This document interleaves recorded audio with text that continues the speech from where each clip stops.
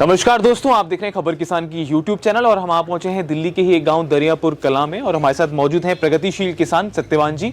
और आज इनसे जानेंगे देश के किसान भाई कैसे अपने खेतों से जो निकलने वाले उत्पाद हैं, जो खाद्य पदार्थ हैं, उनसे अधिक संख्या में मुनाफा कमा सकते हैं और बाहर किसी मीडिएटर की बिना मदद लिए, ना किसी आड़त के पास जाए हुए, वो अपने खेत से अपने उत्पाद को कैसे अच्छे दामों पर बेच सकते हैं। बहुत बहुत स्वागत है आपका। स्वागत है। एक बार अपने अनुभव के हिसाब से बताइए कि आप किन फसलों को करते हैं और अपने खेतों से उसको जो आप लोगों तक बेचते हैं, क्या उसका पूरा प्रोसेस है, आपका मूल मंत्र क्या है? देखना, मैं ये कहता हूं, जब तक किसान ने कस्सी उठाई है किसान नहीं बचेगा। साथ में तराजू उठानी पड़ेगी। तराजू उठाने वाला 2 घंटे में डबल करता है, किसान को 6 महीने लग जाते हैं। मौसम की मार भी झेलनी पड़ती है। जब तक किसान बेचना नहीं सीखेगा, खाने वाला और किसान दोनों आमने सामने होंगे तो दोनों को फायदा होगा। और मेरा ये मानना है कि एक ग्राहक की आप संतुष्टि करोगे तो 10 ग्राहक वही बना के देगा। अब मैं गन्ना है मेरा गन्ना, इसी गन्ने को अगर मैं मील में बेचता हूं तो ये गन्ना लाख से 1.25 लाख रुपए का।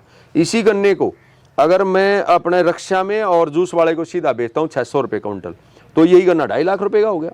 इसी गन्ने से मैं सिरका बनाता हूं।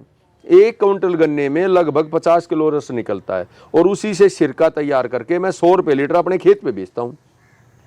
तो 1 क्विंटल गन्ना इस तरह से किसान 45 से 5,000 रुपए का बेच सकता है। 4500 से 5,000 रुपए का। ये संभव इसलिए नहीं हो पाता ना, अक्सर किसान तो ये कहता है कि मेरे पास स्टोर करने के लिए जगह नहीं है। बड़ा किसान तो उसके पास सब चीजें होंगी, वेयर हाउस होगा, लेकिन छोटे किसान के सामने तो ये समस्या आएगी। नहीं, परिनगरी जो दिल्ली के आसपास के एनसीआर में जितने भी किसान हैं वो इस काम को कर सकते हैं, क्योंकि दिल्ली सबसे बड़ी मार्केट है और दिल्ली में कई लाख आदमी तो ऐसा है, उसका विश्वास जीतना पड़ेगा, ये प्योर है। जैसे हमने अपने गन्ने का सीधे पीस में बेचते हैं, गन्ना हम सिरका बना के बेचते हैं, उस गन्ने को जूस में बेचते हैं। अब मैंने एक मॉडल भी तैयार किया है, 10 पेड़ यहीं के नींबू के लगाए हैं और उसी में थोड़ा पुदीना और यहीं पे गन्ना।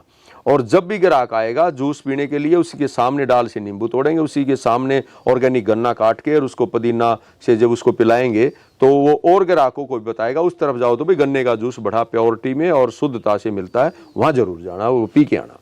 तो इस तरह से अगर जूस में कोई गन्ना निकाल दे तो लगभग 1 एकड़ गन्ना 8 से 7 लाख रुपए का बैठता है और उसी गन्ने के अगोड़े से मेरी गायें पेट भरती हैं। उसी गन्ना जो छोटा गन्ना है जिसमें लेने वाला आनाकानी करता, उसी गन्ने को मैं कोल्हू के पास रखकर उसका रस निकालकर मैं जीवामृत, अपना घन जीवामृत उसी रस से बनाता हूं, ना कि गुड़ डालता, क्योंकि मेरा गन्ना प्योर है।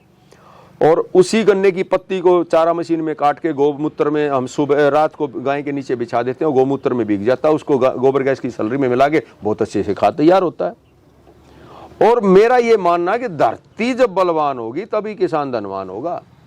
और क्या आप ये चीज़ भी मानते हैं कि आप अभी कम स्केल पे कर रहे हैं इस चीज़ को, आपके आसपास इतना कंपटीशन नहीं है इसीलिए आपकी फसल बिक जा रही है? अगर बड़े लेवल पे अगर सब पूरे क्षेत्र में लोग गन्ना ही करने लग जाएं तो आपको नहीं लगता कि ऐसा कि आपकी फसल की डिमांड थोड़ी कम हो जाएगी? नहीं, वो किसान ने मार्केट की चाल को समझना पड़ेगा। हाँ, वो मैंने समझा, मेरे यहाँ कोई गन्ना नहीं लगाता तो इसलिए हमने गन्ने को चुना है। और जैसे हल्दी है, हल्दी अब कोरोना काल में हमने हल्दी लगाई, कच्ची हल्दी मेरी 100 रुपये किलो, 90 रुपये किलो मेरे खेत पे बिक गई।